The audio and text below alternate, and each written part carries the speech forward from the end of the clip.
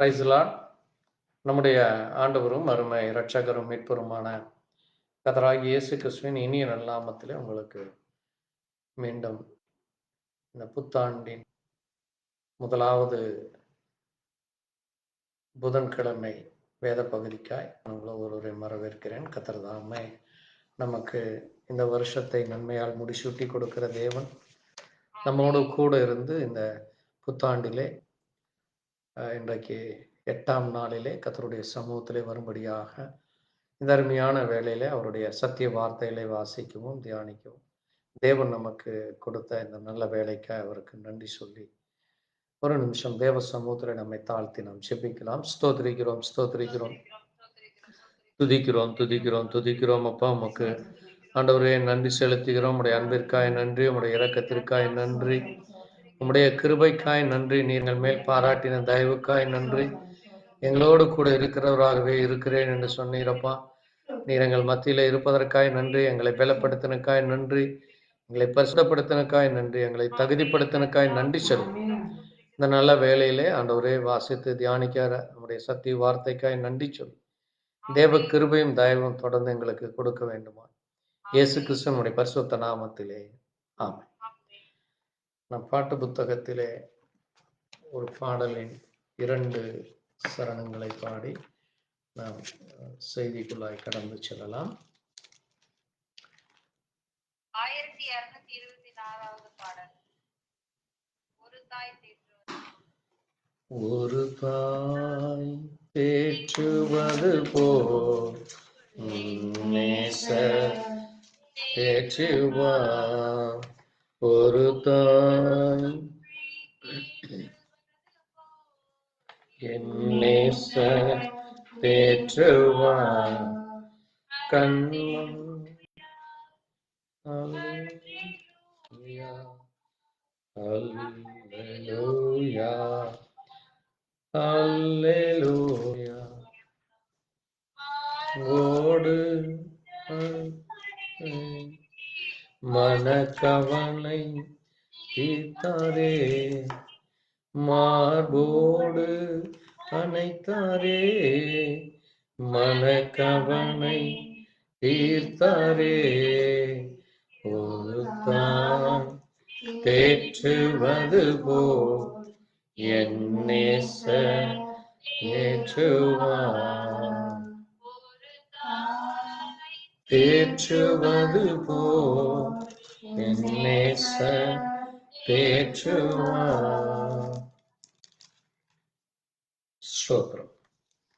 கர்த்தருடைய நாம மகிமைக்காக நாம் எழுந்து நின்று தேவனுடைய வார்த்தையிலே ஒரு சில காரியங்களை வாசித்து நாம் இந்த நாளுக்கான செய்திக்குள்ளாய் நாம் கடந்து செல்லலாம்.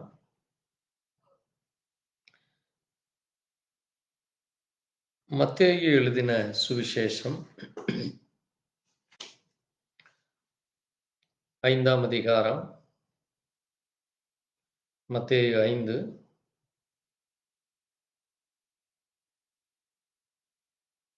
16, 17, 18 வாசிக்கலாம். இவ்விதமாய் மனுஷர் உங்கள் நற்கிரியைகளைக் கண்டு பரலோகத்தில் இருக்கிற உங்கள் பிதாவை மகிமைப்படுத்தும்படி உங்கள் வெளிச்சம் அவர்கள் முன்பாக பிரகாசிக்க கடவது. நியாயப்பிரமாணத்தை ஆனாலும் தீர்க்க தரிசனங்களை ஆனாலும் அழிக்கிறதற்கு வந்தேன் என்று எண்ணிக்கொள்ளாதீர்கள். அழிக்கிறதற்கு அல்ல, நிறைவேற்றுகிறதற்கே வந்தேன். வானமும் பூமியும் ஒழிந்து போனாலும் நியாயப்பிரமாணத்தில் உள்ளெல்லாம் நிறைவேறப்படவும் அதில் ஒரு சிறு எழுத்தாகிலும் ஒரு எழுத்தின் உறுப்பாகிலும் ஒழிந்து போகாது என்று மெய்யாகவே உங்களுக்கு சொல்லுகிறேன். நாம் ஒரு நிமிஷம் ஜெபிக்கலாம். எங்களை நேசிக்கிற நல்ல ஆண்டவரே, இந்த அருமையான நேரத்திற்காய், இந்த அருமையான நாளுக்காய் நன்றி செலுத்துகிறோம். ஆண்டவரே, நீர் நியாய பிரமாணத்தையும் தீர்க்க தரிசனையும் அளிக்கிறக்கல்ல, அதை நிறைவேற்றுவதற்கே வந்தேன் என்று நீ சொன்னீரப்பா. இதோ வேத புத்தகத்திலே அநேக காரியங்கள், அநேக ஆண்டவரே தீர்க்க தரிசனங்கள் சொல்லப்பட்டிருக்கிறது. அதை நாங்கள் ஒவ்வொரு நாளும் வாசித்து அதனுடைய மகத்துவங்களை, மகிமைகளை நாங்கள் அறிந்து கொள்ள இடத்திலே வருகிறோம். வானமும் பூமியும் ஒளிந்து, என் வார்த்தைகள் ஒளிந்து போவதில்லை. இந்த வார்த்தை ஆகிய தேவன் நீர் எங்கள் மத்தியில் இருக்கிறீரோ. நீரே நியாயத்தை தீர்க்க வருகிற தேவனா, நீரே நியாயாதிபதியாய், நீரே சர்வலோகத்திற்கும் தேவாதி தேவனுமாய் இருக்கிறீரப்பா. அப்படிப்பட்ட தேவனாகிய உமக்கு நன்றி சொல்லி இந்த நேரத்திலே வேதத்தில் உள்ள அநேக காரியங்களை அறிந்து கொள்ள, அதில் உள்ள மகத்துவங்களை புரிந்து கொள்ள தேவ இரக்கம் எங்கள் ஒவ்வொருவருக்கும் தர வேண்டுமாய் இயேசு கிறிஸ்துவனுடைய பரிசுத்த நாமத்திலே ஆமென். உட்காரலாம். இயேசு கிறிஸ்துவின் நாமத்திலே மறுபடியும் உங்களுக்கு வாழ்த்து சொல்லுகிறேன். கர்த்தர் தாமே எங்கள் ஒவ்வொருவரையும் ஆசீர்வதிப்பாராக. நம்ம கடந்த புத்தாண்டு அன்றைக்கு புதன்கிழமை வேதத்திலே எப்படி நாட்கள், வாரங்கள், வருஷங்கள், அது மட்டுமல்ல பருவநிலைகள் கணக்கெடுத்தார்கள் என்று நம்ம பார்த்தோம். அதனுடைய தொடர்ச்சியாக அந்த நாட்களிலே பயன்படுத்தப்பட்ட நாணயங்களும், அந்த நாளத்திலே பயன்படுத்தப்பட்ட அந்த அளவுகள் குறித்து, அது மட்டுமல்ல அந்த நாட்களிலே பயன்படுத்தப்பட்ட சின்ன சின்ன காரியங்களை குறித்து நாம் இன்றைக்கு ஒரு 15 நிமிடம் அதை குறித்து தியானித்து, வேதத்திலே ஆண்டவர் இங்கே சொல்லியிருக்கிறார், நியாயப்பிரமாணம் தீர்க்க தரிசனம் என்று. தேவன் தன்னுடைய தீர்க்கதரிசிகளை அனுப்பி இந்த பூமியிலே அவர் எவ்விதமான காரியங்களை செய்தார் என்று நாம் இன்றைக்கு அதிலிருந்து ஒரு சிறு பகுதியை எடுக்கிறோம். கடந்த வாரம் நாம் பார்த்த அந்த வேத கால அளவு நான் மறுபடியும் உங்களுக்கு நினைவுபடுத்துகிறேன். அது முதல் ஜாமம் என்பது நம்முடைய இந்திய நேரப்படி மாலை 6 முதல் 9 வரை, 2ஆம் ஜாமம் என்பது இரவு 9 முதல் நடு இரவு 12 வரை, 3ஆம் ஜாமம் என்பது 12 முதல் 3 மணி வரை, பின்பு 4ஆம் ஜாமம் என்பது அதிகாலை 3 மணி முதல் காலை 6 மணி வரை. அதே போல பகல் நேரத்திலே நம்முடைய கணக்குப்படி பகல் நேரம் காலை 6 மணி முதல் 9 வரை அது முதலாம் ஜாமம், காலை 9 முதல் 12 வரை 2ஆம் ஜாமம், அங்கே நடுப்பகல் 12 மணி முதல் 3 மணி வரை அது 3ஆம் ஜாமமாக, மாலை 3 மணி முதல் மாலை 6 மணி வரை அது 4ஆம் ஜாமம். இப்படியாக ஒரு நாளை அங்கே 4 பிரித்து 4 ஜாமமாக அங்கே பிரிக்கிறார்கள்.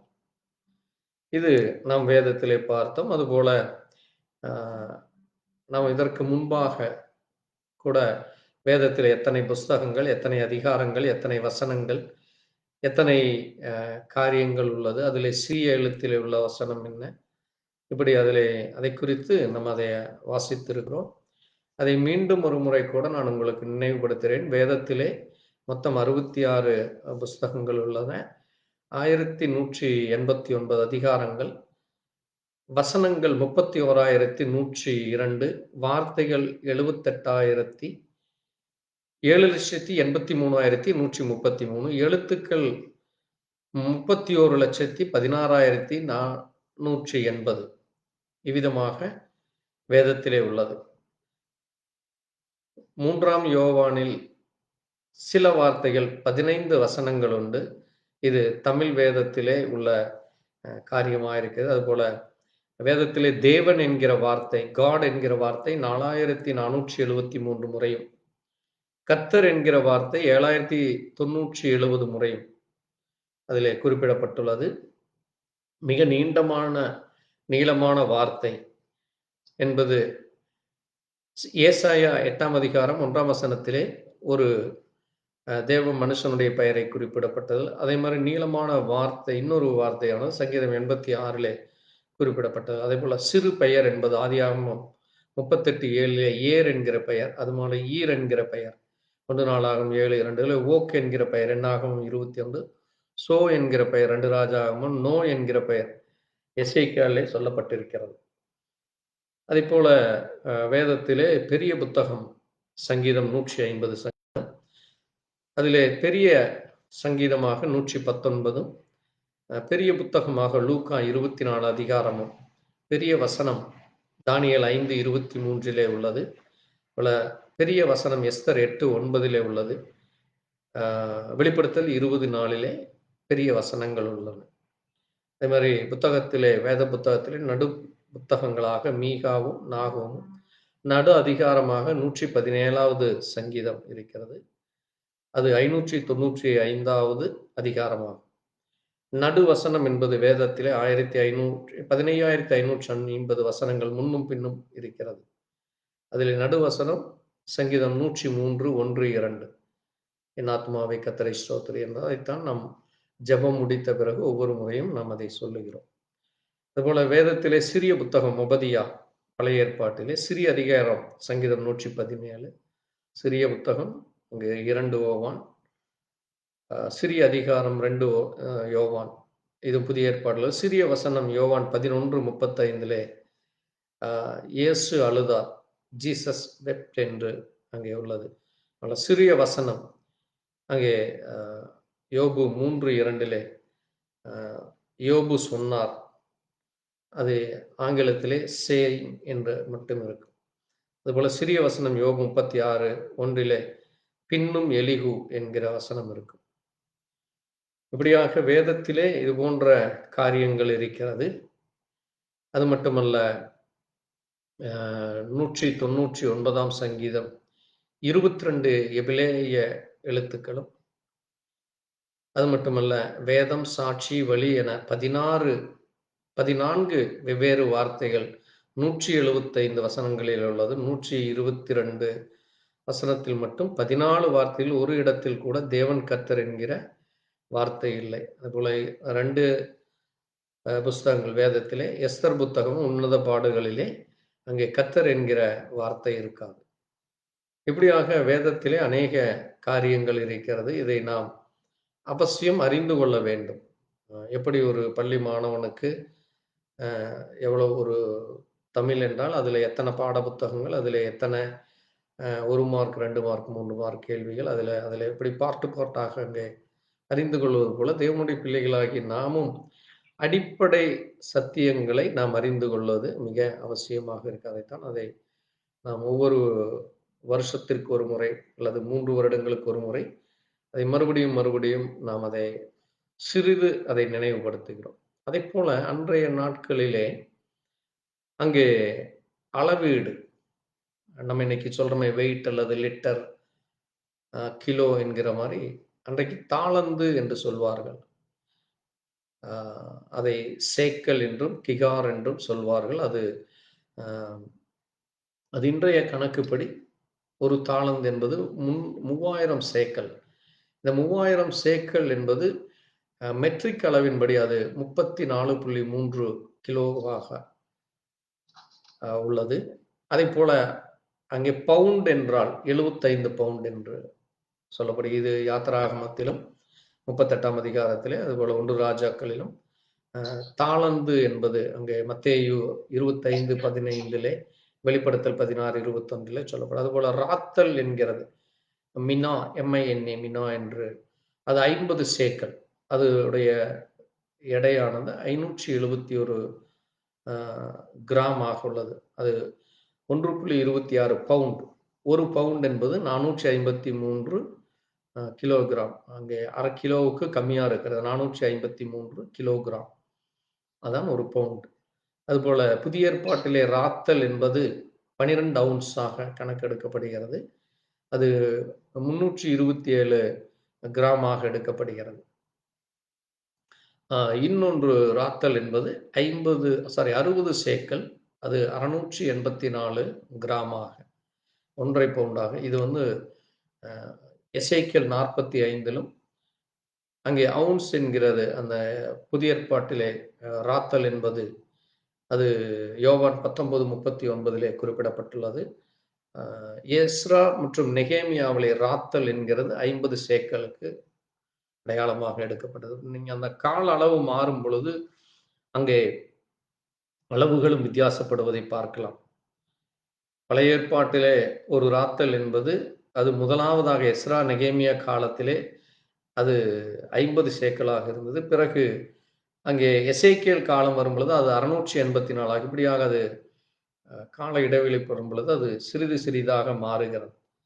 அதே போல பெக்கா என்று அரை சேக்கல் என்றும் 10 கேரா என்று அளவு வேதத்திலே இருக்கிறது. யாத்திராகமத்திலே 30ஆம் அதிகாரம் 13 மற்றும் யாத்ரா 38:26 அது 5.7 கிராமாய் குறிக்கிறதாக இருக்குது. 0.0 அவுன்ஸ் என்று சொல்வார்கள்.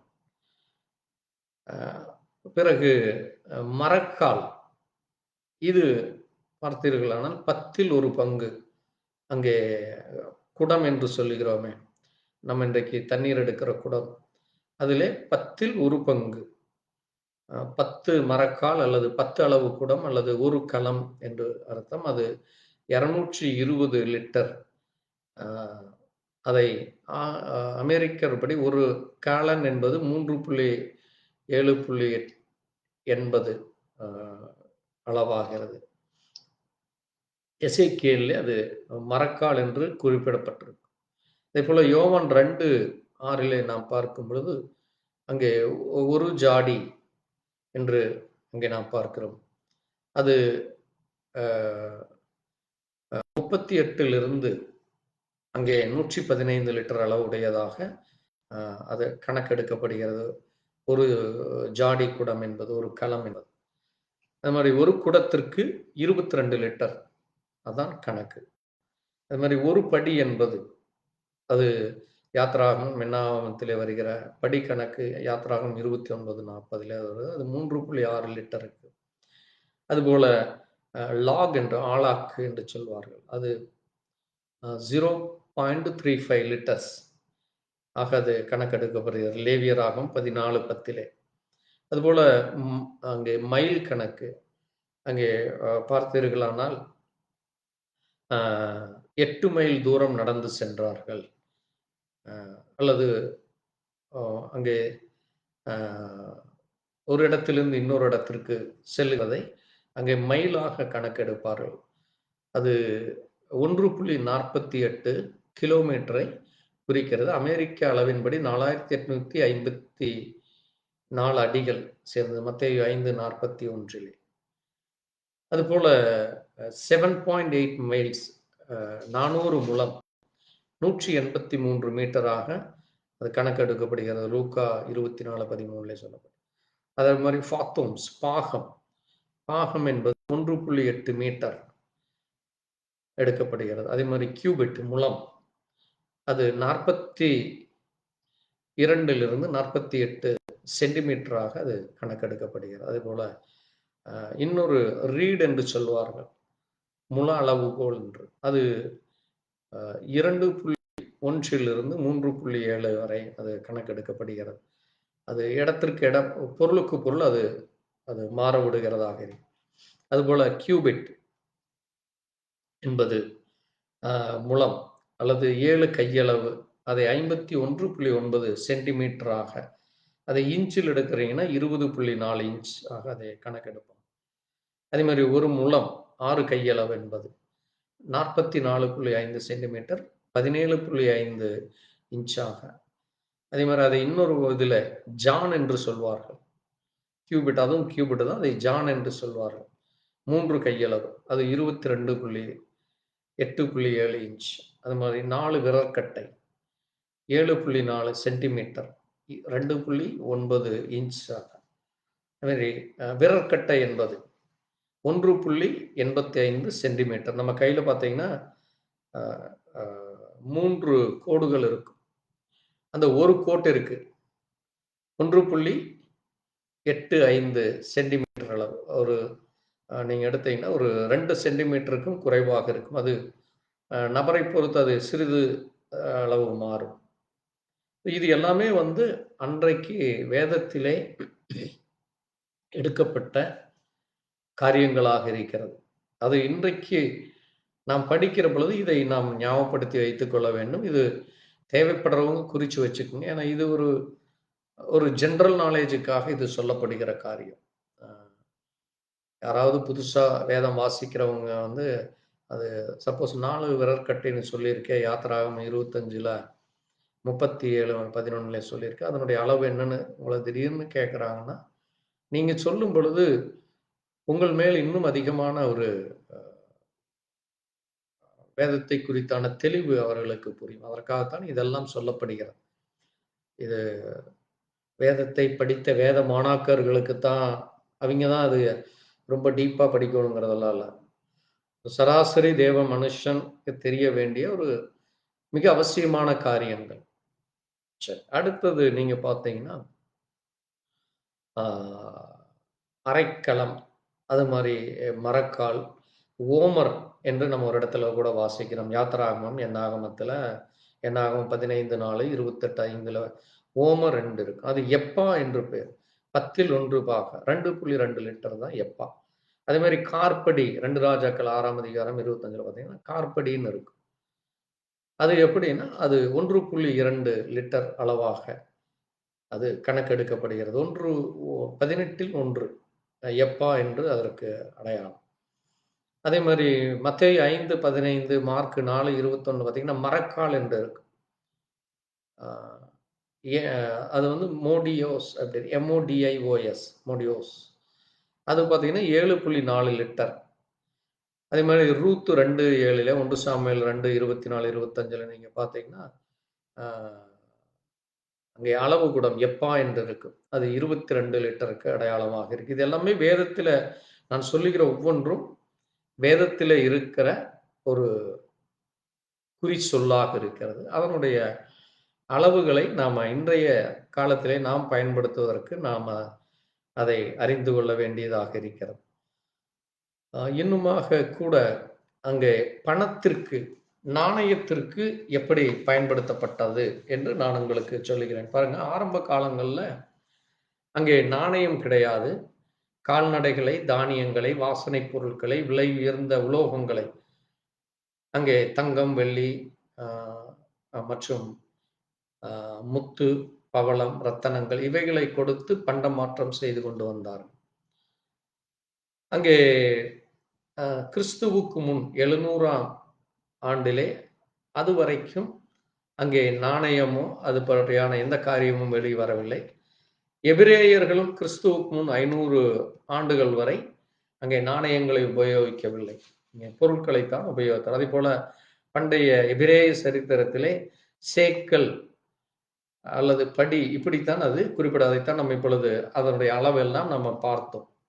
ஆதியாகமம் 23, 15, 16, யாத்திராகமம் 21, 32, 1 நாளாகமம் 21, அதே மாதிரி யாத்திராகமம் 30, 13லே சொல்லப்பட்ட சேக்கல் இவைகள் எல்லாம் வெள்ளி, பொன் இதை போன்ற சின்னதான பொருட்களை கொடுத்து அதை வாங்கிக் கொள்வார்கள். அதற்குத்தான் அது அந்த காரியம் எடுக்கப்பட்டது. பிறகு பெர்சியர்கள் காலம் வந்த பொழுது டிராம் அங்கே அவர்களும் கூட தங்கம், வெள்ளி இடையில சிறிய அளவு நான் இங்கே ஒரு எக்ஸாம்பிளுக்கு நான் உங்களுக்கு சொல்றேன். பார்த்தீங்கன்னா, அந்த அளவுகோல்ல நீங்க பார்த்தீங்கன்னா, 1 குடம், 1 ஜாடி என்று சொல்லனா 38லிருந்து 115, 10 முதல் 30 கேலன் என்று நம்ம வாசித்தோம். ஏன் அப்படி கணக்கெடுக்கப்படுகிறது என்றால், அது சரியான அளவு அங்கே அ இடத்திற்கு இடம், தேசத்திற்கு தேசம் அது மாறி வரும். அதனால தான் அது அப்படி அந்த கணக்கெடுக்கப்படுகிறது. அதேபோல ஆ வேதத்திலே நாம் பார்க்கும் பொழுது ஒரு வெள்ளி சேக்கல் என்று நம்ம பார்க்கிறோம். அதுபோல ஒரு பொன் சேக்கல் என்று பார்க்கிறோம். இப்படியாக அது அ ஒவ்வொரு காரியத்தை அங்கே எஸ்றாவிலே, நெகேமியாவிலே குறிப்பிடப்பட்டிருக்கிறது. பிறகு புதிய ஏற்பாட்டின் காலத்திலே அங்கே ரோமர்களுடைய ராஜ்யம், கிரேக்க ராஜ்யம், அ மற்ற நாட்களிலே அங்கே பார்க்கிற பொழுது, இவைகள் எல்லாம் அங்கே தேசத்திற்கு தேசம் இன்றைக்கும் நம்ம இந்தியாவுடைய பண மதிப்பு நீங்க அமெரிக்கா டாலர் $1 வாங்க வேண்டுமானால் நம்முடைய இந்திய மதிப்பின்படி இன்றைய மதிப்பின்படி நீங்க நம்முடைய பணம் ரூ. 85 கொடுத்தீங்கன்னா தான் அவங்க $1 உங்களுக்கு கொடுப்பாங்க. அப்ப அங்க ஒரு நாளைக்கு ஒரு மனிதன் $1000 சம்பாதிக்கிறார். நம்ம ஊர் கணக்குப்படி ரூ. 1000, அங்க அவங்க ஊர் கணக்குப்படி $1000னா நம்ம ஊர் மதிப்பின்படி சுமார் ரூ. 85,000 ஒரு நாளைக்கு அவங்களுக்கு சம்பளம். ஆனா நம்ம ஊர் கணக்குப்படி வெறும் $1000 தான். ஸோ இதுதான் தேசத்திற்கு தேசம் அந்த மதிப்பு மாறுகிறது. நம்ம கணக்குப்படி ரூ. 1000, ஆனால் அவர்கள் கணக்குப்படி $1000 என்பது நம்முடைய மதிப்பின்படி அது 85,000. இப்படித்தான் அது அங்கே அந்த மாறுபாடு நம்ம பார்க்க முடியும். பாருங்க, அதே மாதிரி நீங்க இந்த கிரேக்கத்துல வெள்ளி காசு, அதே மாதிரி ரோமாபுரியில தினார், இன்றைக்கும் கூட தினார் என்று குவைத்து மற்ற அரபு நாடுகள்ல பார்க்கலாம். இப்படியாக இந்த காசினுடைய மதிப்பு அந்த இடத்திற்கு இடம், அது போல அங்கே வரிகளை வசூலிப்பது, ட்ரிபியூட் ஆஃப் மணி என்று சொல்லப்படுகிறது. இப்படி அது வெள்ளி காசுகளாக, தங்க காசுகளாக அது வாங்கப்படுகிறது. மத்தேயு 17ஆம் அதிகாரம் 24, மத்தேயு 26, 15 இப்படி அங்கே 30 வெள்ளி காசை வாங்கி அங்கே யூதாஸ் இயேசு கிறிஸ்துவை காட்டி கொடுத்தார். அதுபோல ஆதியாகமத்திலே நம்ம வாசிக்கும் பொழுது அங்கே யோசேப்பை 30 வெள்ளி காசுக்கு விற்று போட்டார்கள். அது நாளுக்கு நாள் அந்த தேசத்திற்கு தேசம் அதனுடைய மதிப்பு அங்கே மாறிக்கொண்டிருக்கிறது. சரி, இப்போ அதுல இன்னொரு முக்கியமான ஒரு காரியம் பார்க்கிற பொழுது அங்கே செம்பு நாணயங்களும் அங்கே மார்க் 6ஆம் அதிகாரத்திலே அங்கே காசு என்று இருக்கும். அதே மாதிரி ரோமர்களுடைய நாணயங்கள் மத்திய 5:26 அதெல்லாம் வந்து ஃபார்த்திங்ஸ் என்று அது மதிப்புடையதாக இருக்கிறது. இப்படியாக அது ஒவ்வொரு இடத்திற்கும் ஒவ்வொரு இதழுக்கும் அதனுடைய அளவு மாறிக்கொண்டு வருகிறதை நம்ம பார்க்க முடிகிறது. ஆகவே பழைய ஏற்பாட்டிலே அநேக காரியங்கள் அது இன்றைக்கு அது முழுவதுமாக மாறி எல்லாமே ஒரு புதிய காரியங்களுக்குள்ளாக இன்றைக்கு அரசாங்கமே பணத்தை நாம் பயன்படுத்த முடியாதபடி அது டிஜிட்டல் கரன்சியாக, அது மட்டுமல்ல அது பிட்காயின் என்றும் இப்படி அநேக காரியங்களாக மாறி வருகிறது. இது எல்லாமே நம்ம அடிப்படை தெரிந்து வைத்துக் கொள்ள வேண்டியது மிக அவசியமாக இருக்கிறது. ஸோ இன்னும் அநேக காரியங்கள் இருக்கிறது. நம்ம அதை குறித்து பேசினா அநேக காரியங்களை பழைய ஏற்பாட்டிலே சொல்லப்பட்ட காரியங்கள் இருக்கிறது. தேவைப்படுகிற இடத்திலே தேவையான நேரத்திலே நம்ம அதை குறித்து நம்ம பேசலாம். கர்த்தர் தாமே உங்களை ஆசீர்வதிப்பாராக. இது உங்களுக்கு ஒரு பேசிக் அடிப்படையாக, ஏனென்றால் நம்ம பைபிள் ஸ்டடி என்பது எல்லா சத்தியத்தை எல்லா காரியத்தை அதைத்தான் அங்கே இயேசுவும் சொன்னார். நியாயப்பிரமாணம், அந்த நியாயப்பிரமாண காலத்திலே அன்றைக்கு இருந்த ராஜாக்களும் சரி, அன்றைக்கு இருந்த ஜனங்களுக்கு பயன்படுத்தப்பட்ட பொருட்கள், அவர்களுக்கு கொடுக்கப்பட்ட நாணயங்கள், மதிப்புகள், அவர்களுக்கு கொடுக்கப்பட்ட எல்லா காரியங்கள், இப்படி ஒவ்வொன்றிற்கும் ஒரு அடையாளமாக கொடுக்கப்பட்டது. அது எழுத இருக்கு. அதை நம்ம அறிந்து கொள்வதற்காக இதை நம்ம தெரிந்து கொள்ள வேண்டியவர்களாக இருக்கும். இன்றைக்கு நான் ஒரு சிறு காரியத்தை இங்கே தீர்க்கதரிசி தினம் என்று சொல்லப்பட்டிருக்கிறது. வேதத்திலே மிக முக்கியமான தீர்க்கதரிசிகளிலே எலிசா, பிறகு எலியா,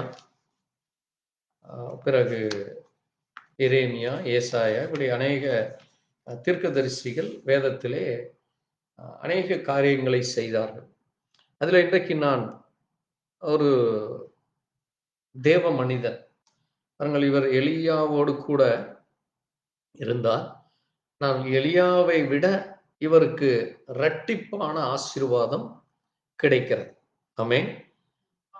அது இன்றைக்கு நமக்கு அது பழைய ஏற்பாட்டின் காலத்திலே தேவாவியானவர் அவர்களை மேகஸ்தம்பத்தின் மேலாக இருந்து அவர்களை வழிநடத்தி பாதுகாத்து அவர்களோடு கூட அவர் சென்றார். அது பழைய ஏற்பாட்டின் ஜனங்களுக்கு கிடைத்த ஒரு ஆசீர்வாதம். ஆனால் இன்றைக்கு புதிய ஏற்பாட்டின் பிள்ளைகளாகிய நமக்கு தேவன் இப்பொழுது எங்க இருக்கிறார்? நமக்குள்ளாக நம்முடைய இருதயத்திலே வாசம் செய்கிறார். ஆமென். அதான் நம்ம வந்து தேவனுடைய ஆலயமாய் இருக்கிறோம். அப்ப பாருங்க, அது எவ்வளவு இரட்டிப்பான ஆசீர்வாதம். அதுதான் தேவ பிள்ளைகளுக்கு தேவன் கொடுக்கிற ஒரு மகிமையான காரியமாக இருக்கிறது.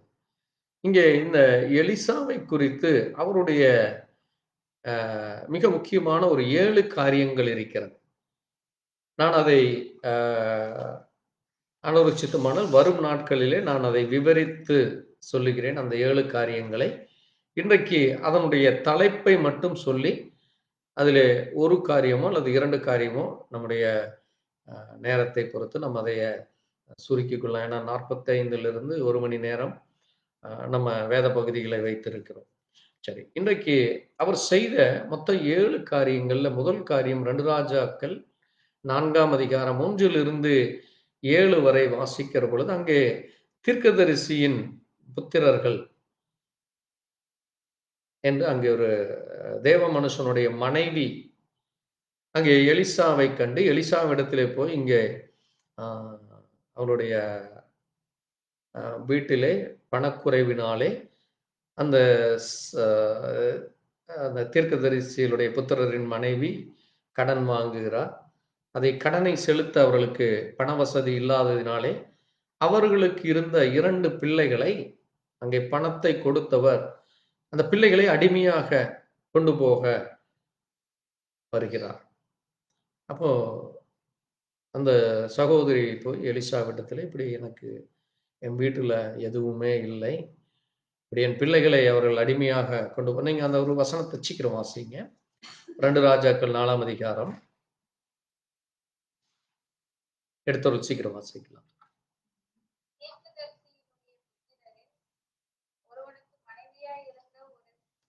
எலிசாவை பார்த்து, உமது அடியானாகிய என் புருஷன் இறந்து போனான், உமது அடியான் கர்த்தருக்கு பயந்து நடந்தான் என்பதை அறிவி, கடன் கொடுத்தவன் இப்போது என் 2 குமாரரையும் தனக்கு அடிமைகளாக்கி கொள்ள வந்தான் என்றான்.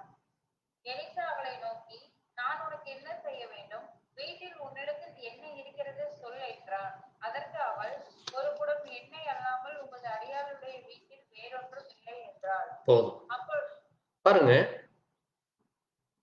அவள் தன்னுடைய கணவனை பற்றி அவள் சொல்லுகிறாள்.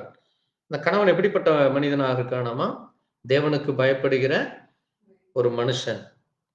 அப்ப தேவனுக்கு பயப்படுகிற மனுஷன், அந்த மனுஷன் மரிக்கிற வரைக்கும் அந்த குடும்பத்துல கடன் பாரங்கள் இல்லாமல் இருந்தது. ஆமென். அப்ப நீங்க தேவனுக்கு பயப்படும் பொழுது நம்முடைய குடும்பத்திலும் என்ன இருக்காதே? கடன் இருக்காது. அதனாலதான் ஆண்டவர் சொல்றாரு, நீயோ கடன் வாங்காது இருப்பாய், அநேகருக்கு கடன் கொடுப்பாய். அப்போ இதை நம்ம வாழ்க்கையில நம்ம பொருத்தி பார்க்கணும். அப்ப நமக்குள்ள இன்னும் என்ன வரல? சரியான தேவ பயம். அப்ப தேவனுக்கு பயப்படும் பொழுது அங்க என்ன கிடையாது? அடிமைத்தனம் இல்லை, கடன் இல்லை, நமக்கு என்ன கிடையாது? பஞ்சம், பசி, தரித்திரம், இந்த உலகத்திலே காணப்படுகிற இப்படிப்பட்ட காரியங்கள் நமக்குள்ளாக வராது. ஆமென். அதான் தேவ பிள்ளைகளுக்கு தேவன் கொடுக்கிற ஆசீர்வாதம். இப்ப இந்த சகோதரி சொல்லுகிறாள், என்னுடைய வீட்டுல என்னதான் இருக்கு? ஒரு குடம் எண்ணெய் மட்டும்தான் இருக்கு அப்படிங்கிறாங்க. அப்போ எலிசா சொல்றாரு, சரி நீ அந்த வீட்டில் இருக்கிற பாத்திரத்துல நீ நிரப்பு என்று சொல்லும்போது நம்ம வீட்டில் இருக்கிற எல்லா பாத்திரத்திலையும் அந்த எண்ணெய் எடுத்து ஊத்துறான். அப்ப பாத்திரம் பத்துல, சரி போய் பக்கத்து வீட்லையும் வாங்கிட்டு வான்னு சொல்றாங்க. எல்லா இடங்களுக்கும் இவங்க தெரிஞ்ச இடத்துக்கு போய் அங்க வாங்கி கொண்டு வந்து நிரப்பிட்டே இருக்கிறாங்க. இப்ப அங்க என்ன இல்லாம போச்சு? பாத்திரம் இல்ல. அப்ப பாருங்க, நீங்க இருக்கிற இடத்துல உங்களுக்குள்ளாய் இருந்து தேவனுடைய வார்த்தை வெளிப்பட்டு, உங்களுக்குள்ளாய் இருந்து தேவ வசனம் வெளிப்பட்டு, நீங்க மற்றவர்களுக்கு இடத்திலே போய் சொல்லி அவர்களையும் தேவனிடத்திலே வழி நடத்தி, அங்கே இன்றைக்கு என்ன செய்கிறாங்க அநேகர்? நான் வெளியில போன எனக்கு பிரச்சனை, நான் மற்றவர்கள் இடத்துல சொல்றப்ப யாருமே கேட்க மாட்டேங்கிறாங்க, நான் 2 பேர்த்துக்கிட்ட சொன்னேன், 4 பேர்த்துக்கிட்ட சொன்னேன், நான் சொல்றக்கு எனக்கு இதா இருக்கு அதா இருக்கு என்று சொல்லி இதை நீங்க நம்முடைய ஜீவியத்தோடு பொருத்தி பார்க்க வேண்டும். அவள் அப்படித்தான் சொல்ற, அங்க நீ என்ன இல்லை, எண்ணெய் நிரப்ப பாத்திரம் இல்லை என்று சொல்ற. பாத்திரம் சரீரத்திற்கு அடையாளமாக இருக்கிறது, தேவ பிள்ளைகளுக்கு அடையாளமாக இருக்கிறது, ரட்சிப்புக்கு அடையாளமாக இருக்கிறது. அப்ப அங்க இல்லைன்னு சொன்னோம்னா அங்க அது என்னாச்சு? அந்த எண்ணெய் நின்று விட்டது. அப்ப இன்னைக்கு தேவனுடைய ஆசீர்வாதம் அங்கே நமக்கு தொடர்ந்து கிடைக்க வேண்டுமானால் நாம் என்ன செய்து கொண்டிருக்க வேண்டும்? அனுதினமும் சத்தியத்தை சொல்லுகிறவர்களாக, சத்தியத்தை குறித்து தைரியமாய் மற்றவர்களுக்கு பிரசங்கிக்கிற சுவிசேஷகனுடைய வேலையை, ஜெபத்தினுடைய வேலையை நாம் தொடர்ந்து செய்து கொண்டே இருக்க வேண்டும். ஆமென். அங்கே எண்ணெய் வெளிப்பாட்டிற்கு அடையாளமாக இருக்கிறது. அங்கே தேவனுடைய பிள்ளைகளுக்கு அது தேவன் கொடுக்கிற ஒரு ஆசீர்வாதத்தின் ஊற்றாக இருக்கிறது. அப்ப நம்ம சரியானபடி தேவனுக்காக தேவனுடைய வார்த்தையை நாம் மற்றவர்களுக்கு பகிர்ந்து கொடுக்கிறது இருக்க வேண்டும். அப்பொழுது நமக்கு என்ன கிடைக்கும்? அது சரியான ஆசீர்வாதத்தை கொண்டு வரும். அதனாலதான் அங்கே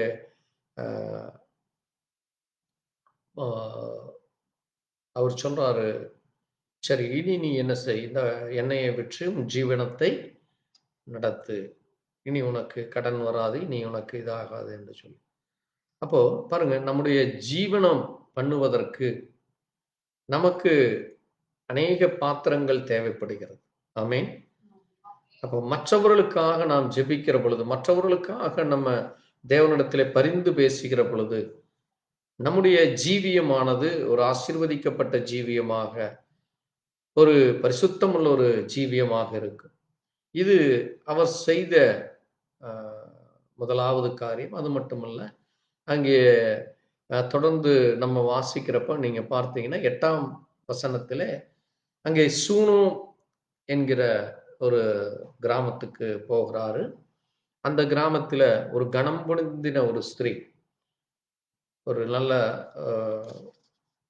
விலை மதிப்புள்ள ஒரு ஸ்திரீ, அந்த ஸ்திரீ வீட்டுக்கு இவர் போகிற பொழுது அந்த ஸ்திரீ எலிசாவை கனப்படுத்தி அவருக்கு தங்க வைக்கிறதுக்கும் அங்கே அவருக்கு உணவு கொடுக்கறதுல அந்த ஸ்திரீ கனப்படுத்தி கொண்டிருக்கிறார். ஆமென். பாருங்க, நம்ம இடத்திலேயும் தேவனுடைய மனுஷர்கள் வரும் பொழுது நாம் அவர்களை என்ன செய்ய வேண்டும்? மரியாதை கொடுக்க வேண்டும், கனப்படுத்த வேண்டும். ஒரு ஒரு விசுவாசி நம்முடைய வீட்டிற்கு வந்தாலோ, அல்லது ஒரு தேவ மனுஷர்கள் வந்தாலோ, அல்லது சுவிசேஷர்கள் வந்தாலோ, நாம் அவரை கனப்படுத்த வேண்டும்.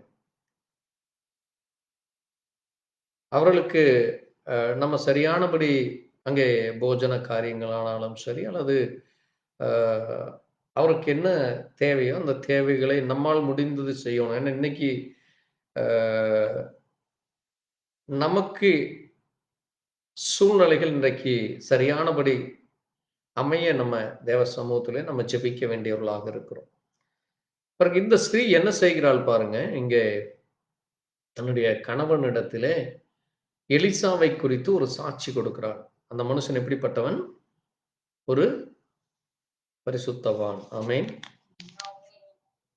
பாருங்க, ஒரு வீட்டிற்கு ஒரு ஊழியக்காரர் வருகிறார் அல்லது ஒரு தேவ மனுஷன் வருகிறார் என்றால், இன்னைக்கு நம்ம அந்த மனுஷனுடைய நடவடிக்கைகளை நம்ம கவனிக்க வேண்டியவர்களாக இருக்கிறோம்.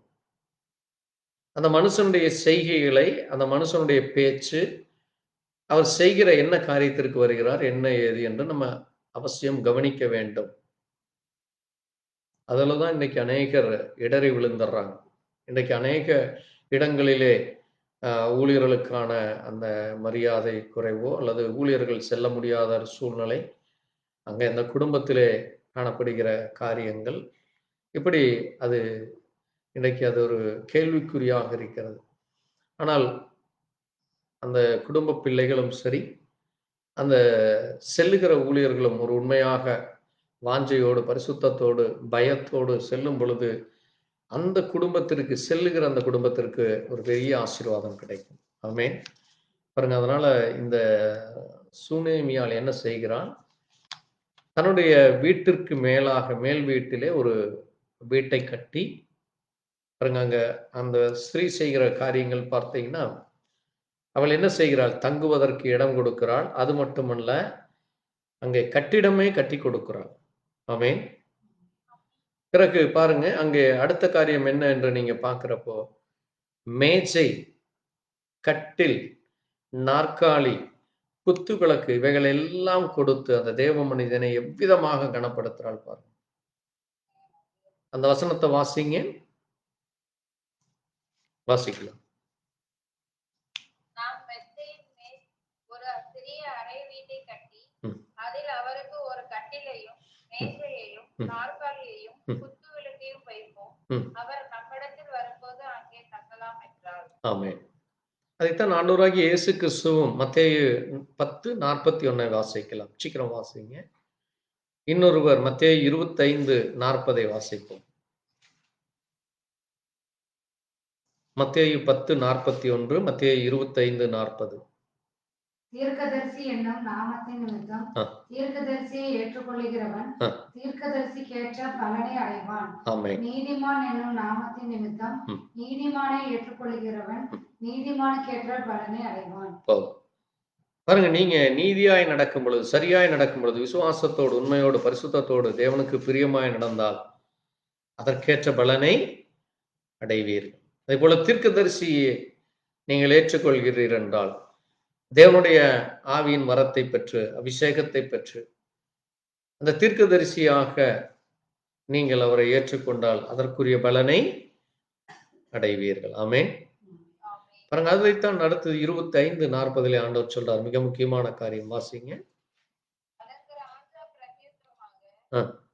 மிகவும் சிறியவராகிய என் சகோதரரான இவர்களில் ஒருவனுக்கு நீங்கள் எதை செய்தீர்களோ அது எனக்கே செய்தீர்கள் என்று மெய்யாகவே உங்களுக்கு சொல்கிறேன் என்றார். ஆமென்.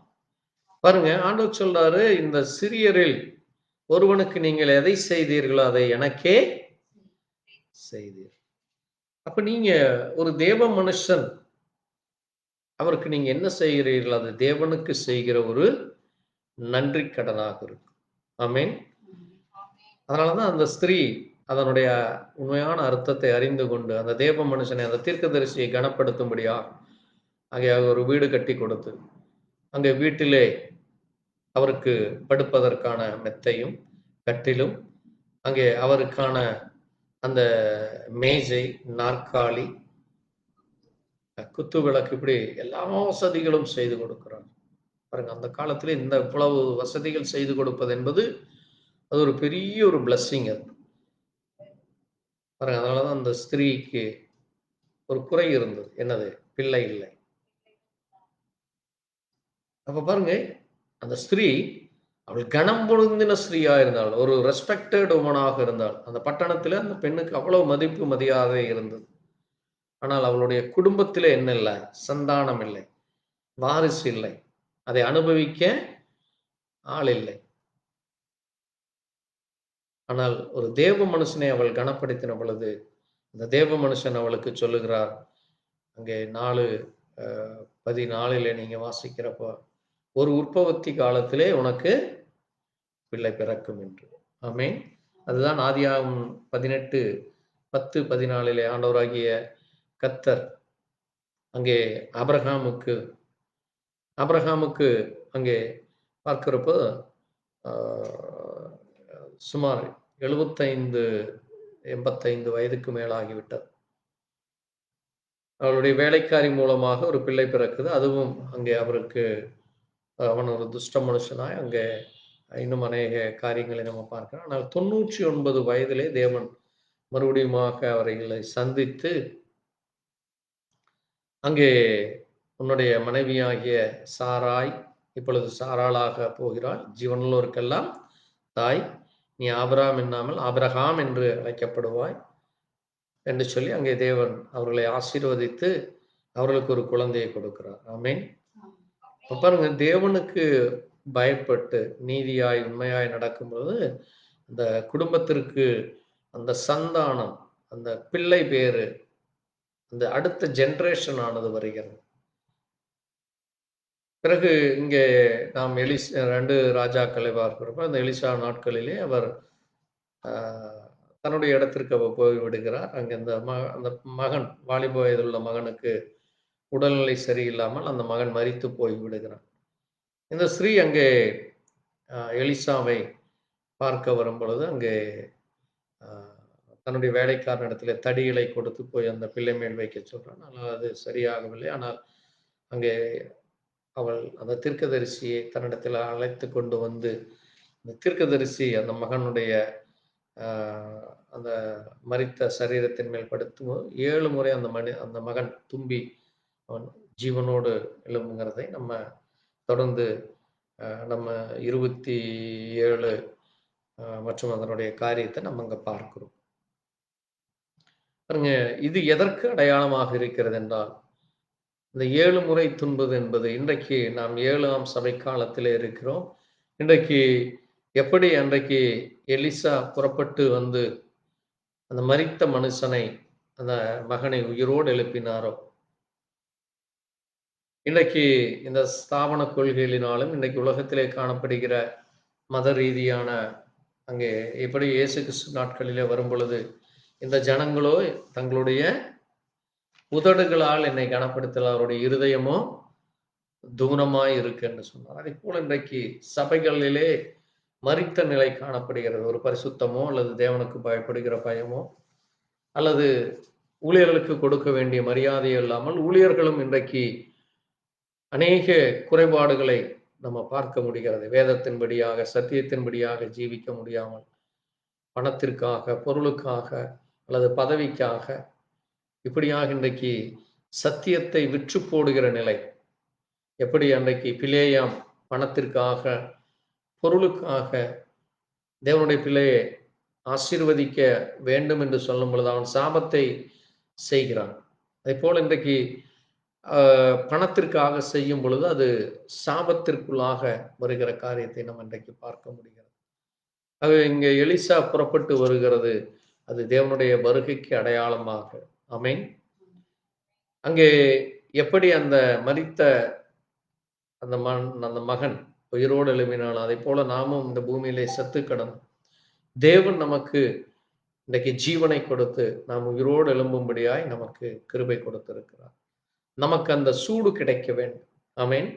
அதைத்தான் அங்கே வெளிப்படுத்தின விசேஷத்திலே 3ஆம் அதிகாரத்தை வாசிக்கும் பொழுது, நீ குளிருமின்றி அனலுமின்றி வெதுவெதுப்பாய் இருக்கிறாய், நான் உன்னை வாந்தி பண்ணி போடுவேன், நீ குளிராயாவது அனலாயாவது இரு என்று அங்கே வாசிக்கிறோம். பாருங்க, அப்ப நம்ம தேவனுடைய பிள்ளைகள் அங்கே நாம் இன்றைக்கு உலக காரியத்திலே நாம் குளிருமின்றி அனலுமின்றி இருக்கிற ஜீவியம் இன்றைக்கு காணப்படுகிறது.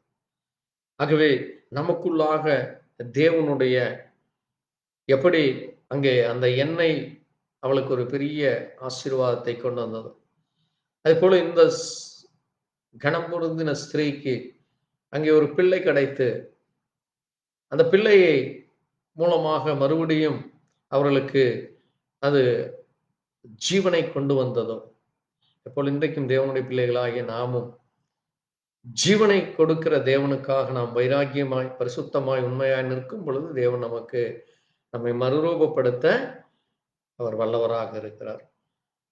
இது ஒரு காரியம். இந்த இரண்டுமே வந்து அங்கே நடக்கிற காரியம். மூன்றாவதாக அங்கே கில்கால் என்கிற இடத்திற்கு வருகிறார். அங்கு ஒரு காரியம் நடக்குது. கர்த்தருக்கு சித்தமானால் அதை நம்ம வர்ற நாட்கள்ல பார்க்கலாம். அதுக்கு அடுத்தது 2 ராஜாக்கள்ல நம்ம பார்க்கிறப்ப அங்க நாகமான் என்கிற ஒரு மனிதன், சீரிய படையினுடைய சிரியா, இன்னைக்கு நம்ம சிரியா என்கிறோமே, அந்த நாட்டினுடைய படைத்தலைவன், ஒரு ஆர்மி கேப்டனாக இருக்கிறார் நாகமான்.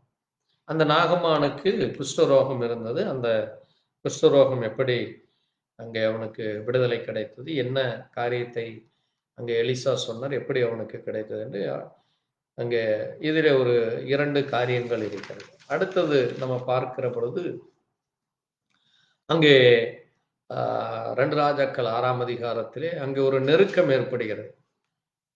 அங்கே இஸ்ரவேல் தேசம், சிரியா ராஜா இவர்களுக்கிடையாக ஒரு பெரிய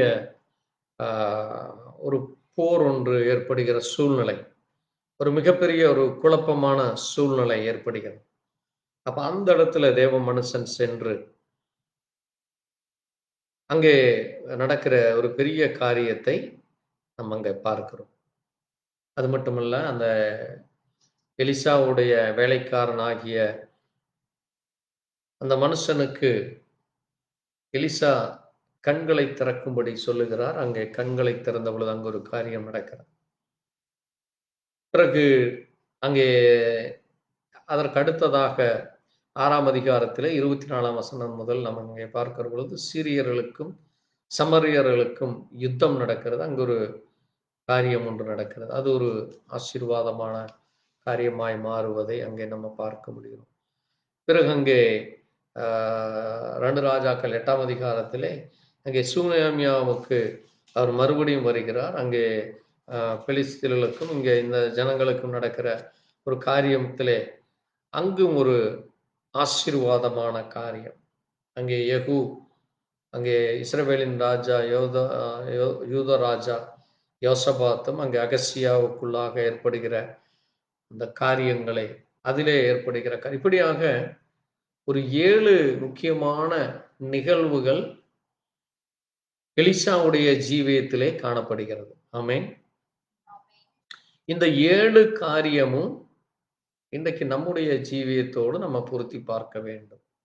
ஏதோ அன்றைக்கு அது நடந்தது, அது ஒரு ஒரு ஹிஸ்டரி அல்லது அந்த சுனேமியாளுக்கோ அல்லது அந்த தீர்க்கதரிசியின் புத்தருடைய மனைவிக்கோ அந்த பிள்ளைகள் அடிமைப்பட்டு போனவர்களுக்கோ அது ஏதோ ஒரு நிகழ்வு அல்ல. இன்னைக்கு நம்முடைய ஜீவியத்திலே நாம் எப்படிப்பட்ட காரியத்தில் இருக்கிறோம்? நாம் கடன் பாரத்தில் இருக்கிறோமா, அல்லது பிள்ளைகள் இல்லாத, திருமணம் இல்லாத, அல்லது குடும்பத்திலே உலக பிரகாரமான ஆசீர்வாதம் இருக்கலாம், ஆனால் தேவனற்ற ஒரு ஜீவியம். பாருங்க, அந்த அங்கே அந்த குடும்பத்திலே பிள்ளைகள் இல்லை என்றாலே அது என்னது? அந்த குடும்பத்தில் என்ன கிடையாது?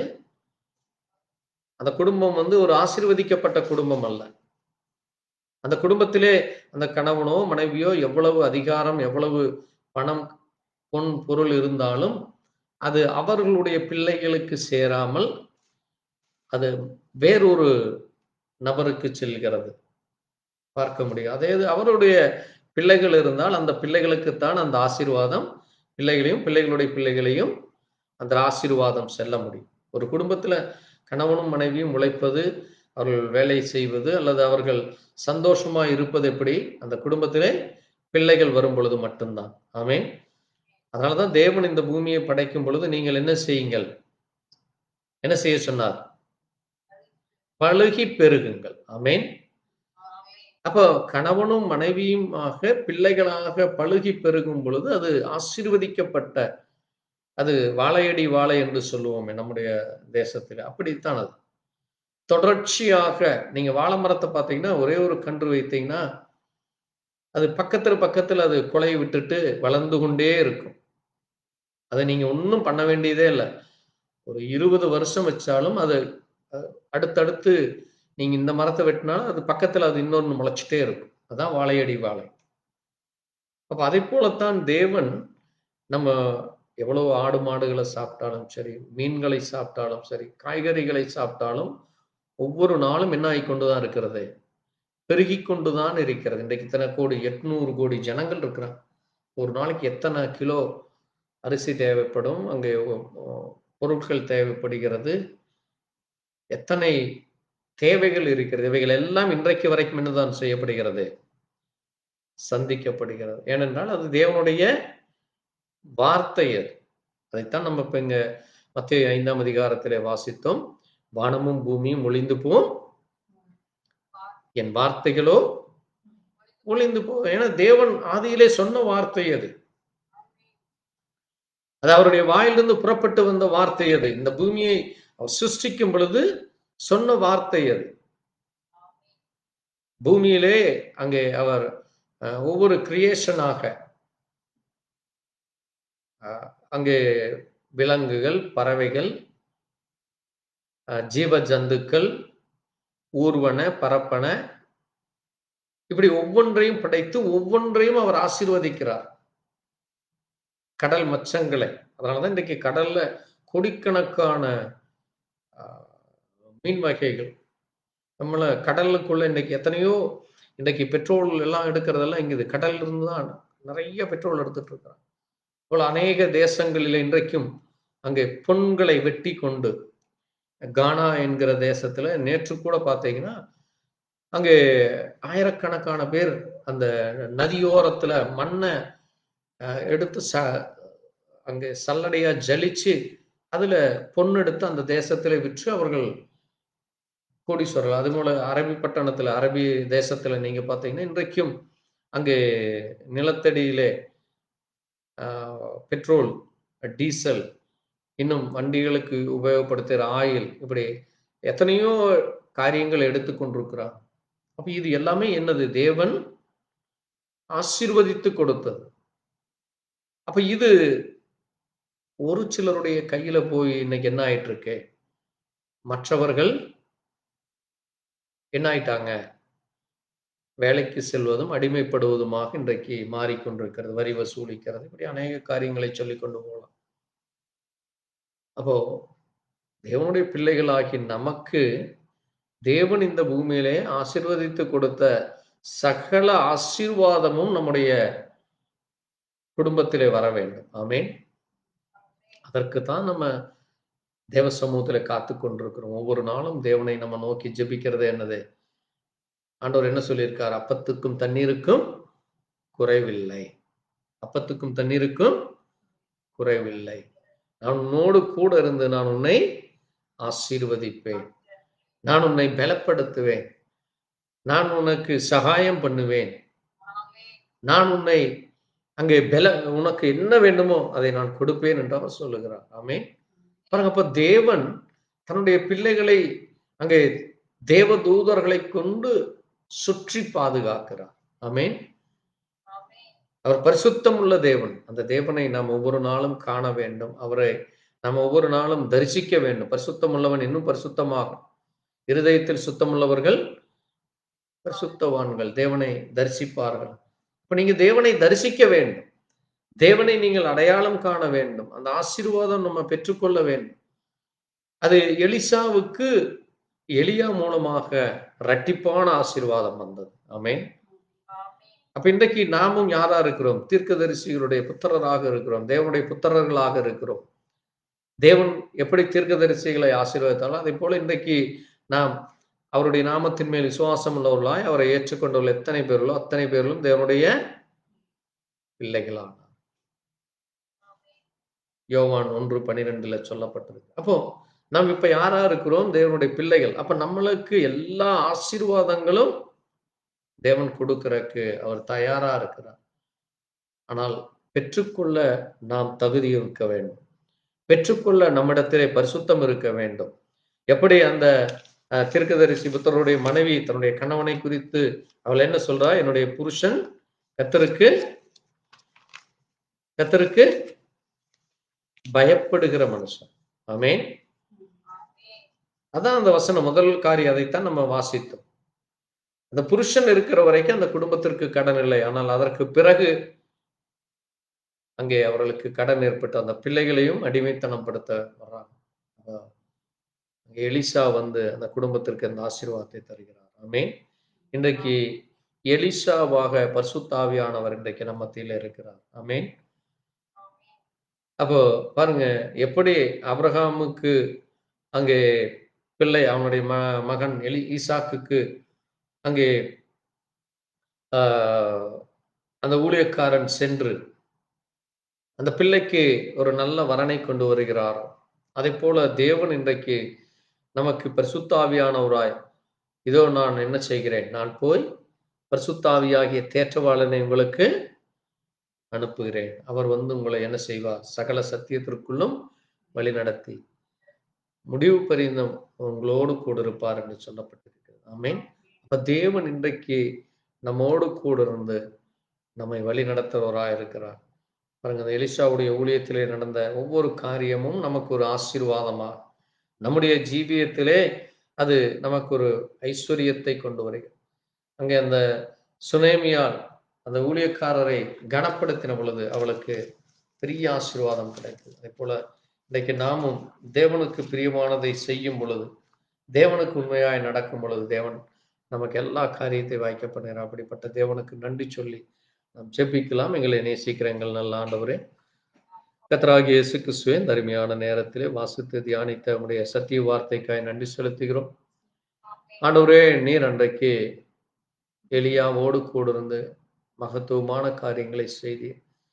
அதே போல எலிசாவோடு கூட ஆண்டவரே, எலியாவினுடைய ஆவியானது எலிசாவிற்குள்ளாய் வந்து அவன் இரட்டிப்பான காரியத்தை செய்கிறதை நாங்கள் பார்க்கிறோம். அதே போல் இன்றைக்கும் பரிசுத்தாவியானவர் தாமே எங்களுக்குள்ளாய் இருந்து தேவ பிள்ளைகள் ஒவ்வொருவருக்குள்ளாய் இருந்து பெரிய காரியங்களை செய்ய நீர் எங்கள் மத்தியிலே பரிசுத்த தேவனாய் இருக்கிறீர்.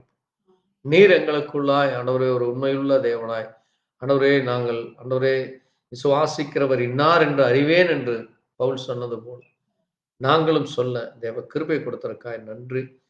தேவ இரக்கம் தேவ தயவும் ஆண்டவரே அந்த 2 ஸ்திரீகளை பற்றி நாங்கள் பார்த்தோம். தீர்க்கதரிசி புத்தருடைய மனைவியை குறித்தும் அதுபோல சுனேமியாளை குறித்தும் நாங்கள் பார்த்தோம். அப்பா இயேசுவே நீர் இரக்கம் பாராட்டு, உடைய கிருபை உடைய இரக்கம் உடைய தயவு தொடர்ந்து எங்களுக்கும் கிடைக்கும். நீர் அன்றைக்கு அந்த பிள்ளைகளோடு கூட இருந்து நீர் அந்த தீர்க்கதரிசியின் மூலமாய் அநேக காரியங்களை செய்த அதே தேவன் இன்றைக்கும் ஆண்டவரே நீர் அதே பரிசுத்தாவியாகிய நீர் எங்கள் மத்தியில இருந்து எங்களையும் நீர் ஆசீர்வதிக்க வல்லவராய் இருக்கிறீர் என்று விசுவாசம். தொடர்ந்து உடைய கரம் எங்களுக்கு கிடைக்க வேண்டுமா இயேசு கிறிஸ்துவின் பரிசுத்த நாமத்திலே ஆம். என் ஆத்மாவே கர்த்தரை ஸ்தோத்திரி, முழு உள்ளமே பரிசுத்த நாமத்தை ஸ்தோத்திரி. என் ஆத்மாவே கர்த்தரை ஸ்தோத்திரி, கர்த்தர் செய்த சகல உபகாரங்களும் மறவாதே. ஆமென். அல்லேலூயா. கர்த்தருக்கு ஸ்தோத்திரம் உண்டாகட்டும். கர்த்தர் தாம் எங்களை ஆசீர்வதிப்பாராக. தொடர்ந்து எங்களுக்காய் எங்களுடைய ஊழியர்களுக்காய் ஜெபித்துக் கொள்ளுங்கள். அதுபோல தினசரி நம்முடைய அல்பா ஒமேகா என்கிற பதிவிலே நம்முடைய செய்தியானது கொடுக்கப்படுகிறது. ஆகவே அந்த செய்திக்காய் நீங்க தொடர்ந்து ஜெபித்துக் கொள்ளுங்கள். அது அநேகருக்கு பிரயோஜனமாக இருக்க அதில் சப்ஸ்கிரைப் செய்து அநேகருக்கு ஃபார்வேர்டு செய்து தேவ ஊழியம் வளர நீங்களும் ஜெபித்துக் கொள்ளும். கர்த்தர் தாம் எங்களோடு கூட இருப்பாராக. ஆமென். Praise the Lord.